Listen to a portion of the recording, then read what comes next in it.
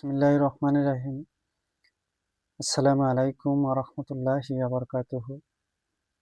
প্রিয় ভিউয়ার্স, আশা করি মহান আল্লাহর রহমতে যে যেখানে আছেন ভালো আছেন, সুস্থ আছেন। সবার সুস্থতা কামনা করে আরও একটি নজরবন্দি তীব্র বশীকরণ নিয়ে আসছি। এটা আল্লাহর রহমতে সম্পূর্ণ পরীক্ষিত। মন্ত্রটা খুবই পরীক্ষিত, পাওয়ারফুল মন্ত্র। এই বশীকরণ কার্য যেকোনো ব্যক্তি যেকোনো ব্যক্তির উপরে করতে পারবে। তবে এটা কোনো খারাপ কাজের জন্য হবে না। যত ভালো কাজের জন্য এটা করবেন, তাৎক্ষণিক হবে। কোনো খারাপ কাজের উদ্দেশ্য করে যদি করেন, তাহলে আপনার চোখের জ্যোতি কমে যাবে। কিছুদিনের ভিতরে আপনি অন্ধ হয়ে যাবেন। এটা হলো শক্তিশালী নজরবন্দী। শক্তিশালী নজরবন্দী। তাই সবার কাছে অনুরোধ থাকবে সম্পূর্ণ কথাগুলো শুনবেন, তারপরে আপনার কার্যটা খাটালে হবে। অনেকে বলেন যে আমি এই জিনিসটা করতেছি, বারবার করি হয় না। আপনার মনের ভিতরে কলুষতা, আপনার মনের ভিতরে দুর্গন্ধ। আপনি ভাবেন এক, করেন আরেক। তাহলে আপনার কিভাবে কার্য সিদ্ধি হবে বলেন? যদি আপনার মানসিকতা ভালো থাকে, আপনি কোনো ভালো কাজের উদ্দেশ্যে একটা কাজ করেন, সেখানে আল্লাহ তাআলা আপনাকে সেই কাজে শক্তি দান করে, সেখানে রহমত দান করে। আর যদি আপনি খারাপ কাজের উদ্দেশ্য করেন, সেটা ভালো কাজ দিয়ে হয় না। এই শক্তিশালী নজরবন্দিটা কিভাবে করবেন? মনে করেন আপনি অফিসে যাবেন। অফিসে আপনার চাকরির জবে ইন্টারভিউ আছে। সেখানে আপনি মনে মনে এই মন্ত্রটা ৩ বার পাঠ করবেন। ৩ বার পাঠ করবেন মনে মনে।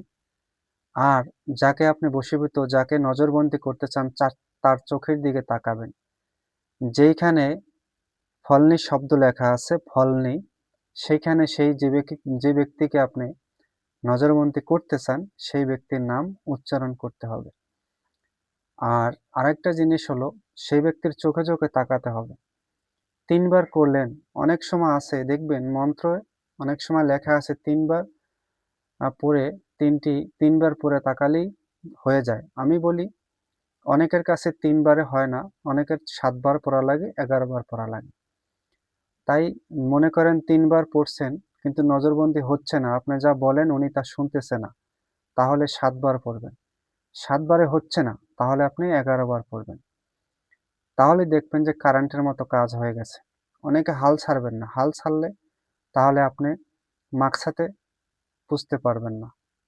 মনে করেন আপনি একটা মেয়েকে ভালোবাসেন, তাকে আপনি নজরবন্দী করতে চান। নজরবন্দী করে আপনি তাকে বিবাহ করতে চান। যদি কোনো খারাপ উদ্দেশ্য করে তাকে আপনি এই নজরবন্দী করেন, তাহলে আপনার চোখের গতি, চোখের দৃষ্টিশক্তি হারিয়ে ফেলবেন। যদি আপনার বউকে আপনার শ্বশুরবাড়ি চলে গেছে, তাকে আপনি ফেরত আনতে চান, ঝগড়া বা আপনাদের সাথে দ্বন্দ্ব হয়েছে, তাহলে তার বাড়িতে গিয়ে তার চোখের দিকে তাকিয়ে এই মন্ত্র আপনি ১ম এ ৩ বার পড়বেন। ৩ বারে দেখেন সে নজরবন্দী হচ্ছে না, তাহলে ৭ বার পড়বেন।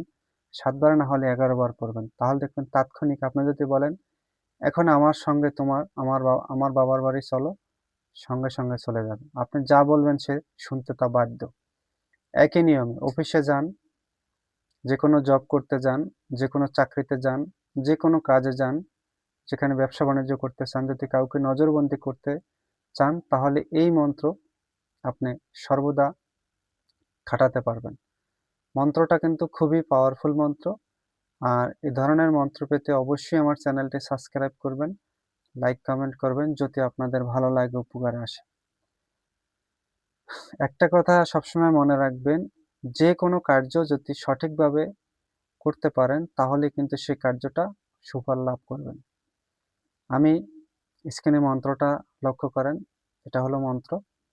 এই মন্ত্র আপনি খাটাবেন, যেকোনো দিন খাটাতে পারবেন, তবে রবিবার, বৃহস্পতিবার দিন মন্ত্র মুখস্থ করবেন না। এটা মুখস্থ করতে হবে না।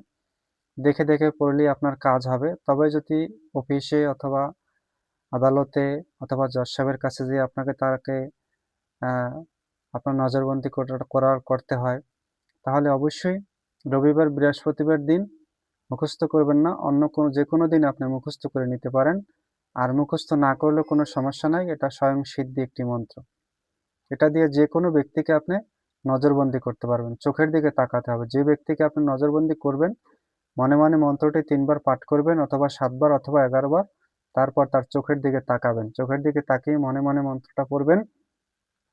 দেখবেন সে নজরবন্দী হয়ে গেছে। তাকে আপনি যা বলবেন সে শুনতে বাধ্য। তবে কোনো খারাপ উদ্দেশ্য করে এটা, যেরকম ব্যাংকে গিয়ে আপনি ব্যাংক ডাকাতি করবেন, ম্যানেজারকে আপনি নজরবন্দী করে, তা কিন্তু হবে না। আপনি একজনের বউকে নজরবন্দী করে বের করে নিয়ে তাকে ইজ্জত নষ্ট করবেন, তা কিন্তু হবে না। এসব কাজ কিন্তু হবে না। ভালো কাজে এটা হবে। ভালো কাজ, ভালো কাজে মন্ত্র খাটালে হবে, কোনো খারাপ উদ্দেশ্য করলে হবে না।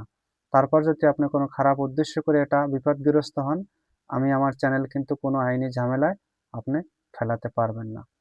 সবাই আশা করি বুঝতে পারছেন। সবাই ভালো থাকবেন, সুস্থ থাকবেন। আর এরকম ভিডিও পেতে অবশ্যই আমার চ্যানেলটি সাবস্ক্রাইব করবেন, যদি আপনাদের ভালো লাগে। সবাই ভালো থাকবেন। আসসালামু আলাইকুম।